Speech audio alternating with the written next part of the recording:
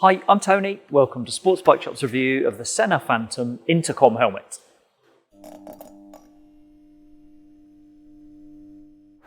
Intercom capability is becoming a bigger and bigger priority when riders are choosing a helmet, and this lid puts it right at the top of the list. It's the Sena Phantom intercom helmet, which comes preloaded with the guts of Sena's range-topping 60S comms device. The only outward sign is a pair of stacked rubber buttons, one stack on either side of the lid. On the inside, there's a full mesh comms system. It runs off voice commands. You get Harman Kardon speakers and also front and rear lights on the helmet itself. The list price is £439, and that's £100 more than buying a Sena 60S intercom on its own. To see whether that ends up being a good deal, let's go into more detail about the helmet, and I'll also talk about my experience with it out on the road. Most of what I've seen online about this helmet so far is focused on the comms kit, what it gives you and how it works, but this is a bike helmet and I'm going to cover that aspect of it first. The shell is made from what Sena call a fiberglass composite. We weighed this size medium at 1714 grams, and that includes all of the communications kit. That weight is on the high side compared to lids without comms, but it is lighter than adding a Sena 60S intercom to a regular fiberglass lid. One area I do find unusual is that the opening at the bottom is quite wide. That makes it easy to put the helmet on and take it off, but it also means I don't have such a close fit around my neck, and that for me means a relatively high amount of draft coming through the base of the lid and also quite a bit of noise. So that means the speakers are having to work harder to overcome that extra noise inside the helmet. I rode two bikes while wearing this lid, a Suzuki V-Strom 800RE and a GSXS 1000 GX. The wind noise was considerably worse on the V-Strom than it was on the GX, so that also shows that noise is dictated as much by the conditions as it is by the design of the helmet. Right, ventilation on this lid is pretty standard. Opening the chin vent allows air through the top of the chin bar and into the eye port. Performance of this is okay without being amazing. I could feel the air was coming in and it was refreshing the eye port, but I had no feel of direct air coming in to cool my face. Up top, there's a small central inlet sat between a pair of independent vents. Combined, this setup is okay without being great. There is a flow of air over the top of the helmet and it does cool things down, but it's not great. The most disappointing vent is the one in the middle. This is often the most direct vent on a helmet and often the best, but on this one it's not very effective at all. Overall, I'd say ventilation is okay. It's not great, it's okay. So let's cover the visor. It's got 5 steps from fully open to the cracked position, which I found worked well. It held firm for me in this position and it allowed a worthwhile flow of air at low speed. Give another push, the visor rests on the lower seal, and then an extra push will lock it against the chin bar. There's no trick to releasing the lock, just push and it up it comes. The visor is misprotected by a Pinlock 120 XLT which comes in the box, and the mounting pins make it easy to alter the tension of the insert. A thin screwdriver in the groove will turn those with minimum fuss. If you're watching this in the US, the helmet is spec'd differently over there, and the Pinlock insert costs extra if you want one. There's a sun visor on this helmet and it operates on a switch on top of the lid. It's not very deep and it also gets narrower at the sides as well, which creates a larger gap at either side of the eye port. Some extra coverage would definitely have been welcome for me. I don't think it's helped for me personally, by the way. This helmet sits quite high on my head, so if you try one of these on and it sits down further on your head, I think the sun visor will give you better coverage than it gives me. I also found the sun visor to sit quite close to my nose. Never really had that with a helmet before, so if that's a common issue for you with other helmets, then I would expect you to notice it with this one. Right, moving to the inside, the comfort liner is a decent standard that fits a premium priced helmet. It's got a smooth covering fabric that is comfortable against the skin. In terms of accommodating spectacles, it could have been better for me, but after a little bit of wiggling, I could get my glasses into the position I wanted them to sit. And the strap fastener, that's a D-ring, which will make this helmet more appealing to riders of sportier bikes. So before I finish with the helmet itself, let's cover sizes and approvals. The Phantom is available in sizes from small to XXL. There are 3 shell sizes to cover that range. Lid sizes small and medium go in the smallest shell. Helmet size large gets a shell to itself, and then XL and 2XL go in the biggest of the shells. The Phantom is approved to ECE 2206 for the road. There's no ACU approval, so it can't be used on UK racetracks. There's no rating in the UK government's Sharp impact tests either just yet. We'll add that info to the description below if Sharp publish a rating. Okay, so that's the helmet covered, I think. So what about all the kit inside it? As I explained earlier, the Phantom comes preloaded with an intercom at a very similar level to Sena's range-topping 60S. It's not exact. The rubber buttons on the left control the comms. The battery is housed at the nape of the neck, and there's a USB-C charging port here as well. Sena say the battery will last 35 hours of talk time and it takes 2.5 hours to fully recharge it. Sena's 40mm second generation Harman Kardon speakers are pre-installed and they have foam surrounds that help seal them around your ears.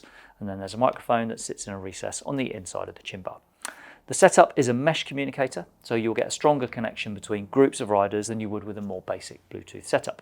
It's a mesh only unit, so there's no option to drop down and use Bluetooth instead, and that is one of the areas where this differs from the 60S, which can be used as a Bluetooth intercom. That means you can only use the Phantom's built-in comms to communicate with riders who have either a Sena mesh unit or an Interphone mesh unit. It won't connect to, say, a Cardo mesh system. You could use Sena's Wave Intercom phone app to talk to riders who are using non-Sena kit, as long as they download and use the same app. That uses your phone's data signal to establish rider-to-rider connection, and it is cross-compatible with other brands. But the Wave system is in its infancy, and in my experience, it's not as simple or reliable as communicating via mesh. As well as controlling with the buttons, 16 voice commands let you tell the Phantom what you want it to do, and it can also turn itself off and on automatically. So if the helmet doesn't move for 2 minutes, the system goes to sleep and it'll disconnect from your phone. And then for the next 3 hours, it sits in standby mode. If you move the lid in that time, then the system will switch itself back on and it'll reconnect automatically to your phone. But if it doesn't move in those 3 hours, it then automatically powers down entirely. This is handy if you forget to switch off the intercom at the end of a ride, because firstly, you're not wearing the battery down needlessly, and secondly, phone calls will come through to your actual phone rather than coming through to a helmet that you've left somewhere and maybe not sure where it is. The auto on-off setting, by the way, is activated using the Sena phone app, where you can also control other device settings and also update the firmware. Updating firmware over the air like this is way easier than having to connect it to a computer to update it. I found the audio quality from the Phantom to be okay. I could listen to podcasts while riding at motorway speeds while wearing earplugs. Quieter voices were difficult, but that is the case with any intercom.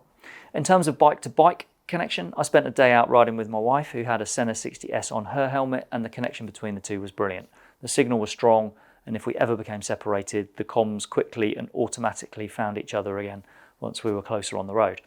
Both units, the Phantom and the 60S, run Sena's latest Mesh 3 system. Most of Sena's recent units can now use this protocol as long as it's had the firmware updated.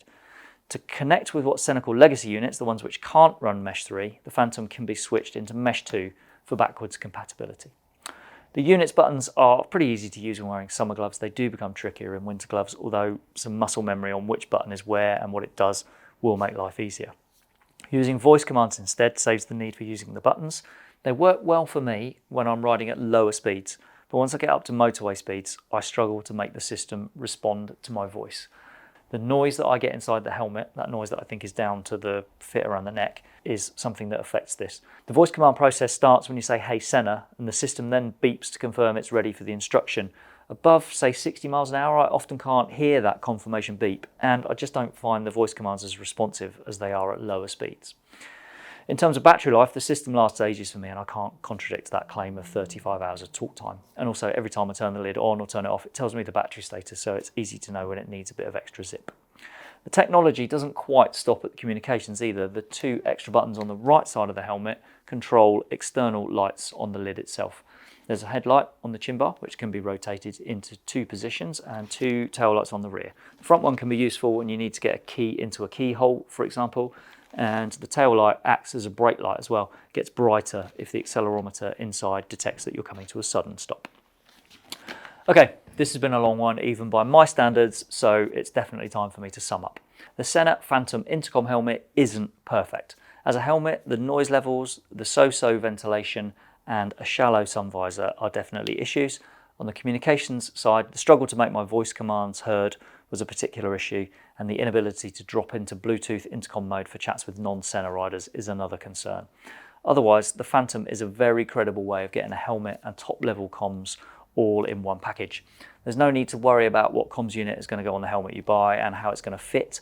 Price is in its favour as well. If you want top-line comms, let's say you wanted to buy a helmet and the comms separately, then I think it would cost quite a bit more to get an equivalent level. I think something like an HJC F71 would be a similar spec helmet.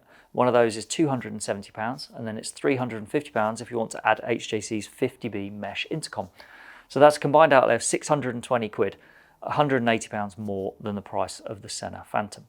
Personally, I think the HJC is a better lid, but the comms in this are better than HJC's comms, so it depends what's most important to you. As I hope you've picked up, I have my issues with this lid, but as a quick and easy way to get high-spec comms in an all-in-one package, I think it's an option that's worth considering. I hope that tells you everything you wanted to know about the Sena Phantom intercom helmet, but if there is anything you'd like to ask or to add, then please pop a comment below. Thanks for watching.